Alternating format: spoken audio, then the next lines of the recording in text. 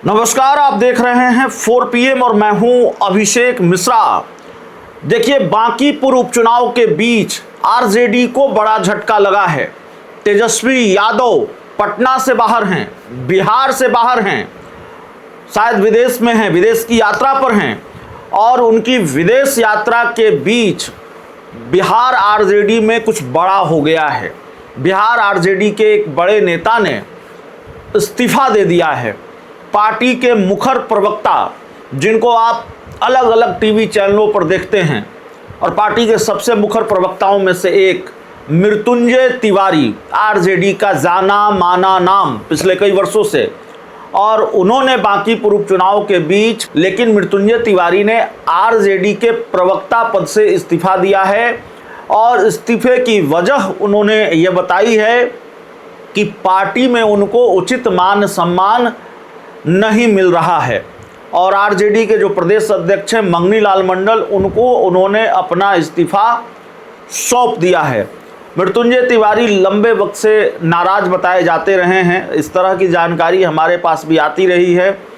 उन्होंने अपनी नाराज़गी खुलकर व्यक्त की नहीं, लेकिन पार्टी के जो नेतृत्व है उससे उनकी नाराज़गी पहले भी रही है। और अब बात यहाँ तक पहुँच गई कि मृत्युंजय तिवारी को इस्तीफा देना पड़ा। एक वक्त यह भी आया था कि मृत्युंजय तिवारी, जब प्रवक्ताओं की सूची तैयार हुई, जब प्रवक्ता बनाए गए, प्रवक्ताओं का चयन किया आरजेडी ने, तो मृत्युंजय तिवारी उस लिस्ट से गायब थे। कुछ साल पहले की बात थी। और फिर बाद में जब शोर शराबा शुरू हुआ तो मृत्युंजय तिवारी को पार्टी का प्रवक्ता बनाना पड़ा था। मृत्युंजय तिवारी को पार्टी के प्रवक्ताओं की लिस्ट में उनका नाम लाया गया था। एक नई लिस्ट तैयार करनी पड़ी थी। तो आरजेडी में मृत्युंजय तिवारी को लेकर भी खेल चलता रहा है और इधर मृत्युंजय तिवारी ने दूसरा ही खेल कर दिया है, पार्टी के प्रवक्ता पद से इस्तीफा दिया है।